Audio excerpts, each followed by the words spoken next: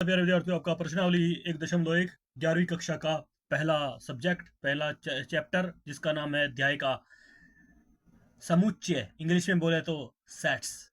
तो करने जा रहे हैं इसका तीसरा सवाल, इसका तीसरा उदाहरण है ये। समुच्चय ए बराबर एक, यानी रोस्टर विधि से दे रखा है इसमें। ए बराबर 1,4,9,16,25 डैश डैश डैश को समुच्चय निर्माण रूप में लिखे। यानी हमें इसे समुच्चय निर्माण विधि में लिखना है, क्योंकि इसकी दो विधियां होती हैं लिखने की समुच्चय को। समुच्चय विधि एक तो होती है रोस्टर विधि या सारणीबद्ध विधि भी बोलते हैं इसको, और दूसरी होती है समुच्चय निर्माण रूप, समुच्चय निर्माण विधि। तो समुच्चय निर्माण विधि जो है उसमें आपको पता ही है एक्स सेट्स एक्स के रूप में लिखा जाता है। तो सबसे पहले देख लीजिए कि इनमें क्या संबंध है। 1, 4, 9, 16, 25। तो देखने से ही पता चल रहा है, अगर हम एक का वर्ग करें तो एक का वर्ग एक रहेगा, दो का वर्ग करें तो 4 आएगा, 3 का वर्ग करें तो 9 आएगा, 4 का वर्ग करें तो 16 आएगा, और 5 का वर्ग करें तो 25 आएगा। तो यहाँ पर ये संबंध दिख रहा है हमें कि इसके अंदर क्या संबंध है। तो लिखेंगे दिया है, सबसे पहले लिखेंगे हल, उसके बाद दिया है, क्या दिया है हमारे पास, सेट्स ए, यानी ए बराबर, पहले ये रोस्टर विधि में दे रखा है 1, 4, 9, 16, 25 डैश डैश डैश। तो हमें दिख रहा है पहले ही कि अगर एक का वर्ग करते हैं तो एक आएगा, कोमा, दो का वर्ग करते हैं तो 4 आएगा, 3 का वर्ग करते हैं तो 9 आएगा, कोमा,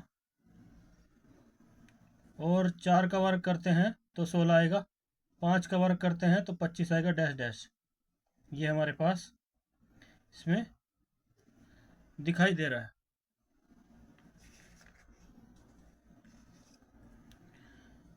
तो यहाँ से क्या प्रूफ हो रहा है कि ये सब के सब जो हैं नेचुरल नंबर हैं, नेचुरल नंबर्स हैं। जो ये सब नंबर्स दे रखे हैं ए बराबर, ये सब के सब नेचुरल नंबर हैं। तो इसके संबंध को हम क्या नाम है, उस रूप में लिखेंगे, क्या नाम है, इसलिए इसलिए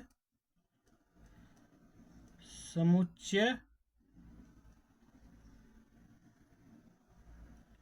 निर्माण रूप के लिए, समुच्चय निर्माण रूप, इसलिए समुच्चय निर्माण रूप लिख देंगे डायरेक्ट। क्या होगा, ए बराबर होगा मंझली ब्रैकेट एक्स सच दैट, बोलते हैं इसको, अनुपात से लगा के ये एक्स, और एन का स्क्वायर लिख दें, क्योंकि सब जगह पर जो है अगर आप देखें तो नंबर का स्क्वायर आ रहा है, तो एन स्क्वायर है, यानी नंबर एन संख्या का वर्ग है ये एक तरह से, नॉर्मली देखिए। और जहाँ पर जो ये एन है, सबके सब नेचुरल नंबर हैं, ये प्राकृतिक संख्याएं हैं, तो इनको हम बड़े एन से दर्शाएंगे।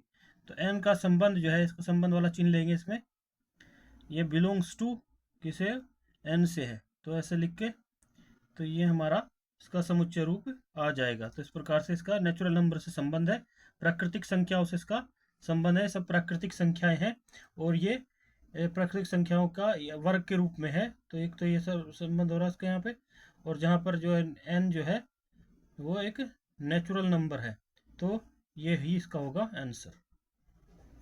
तो मिलते हैं नेक्स्ट वीडियो में, तब तक के लिए बाय बाय, जय हिंद।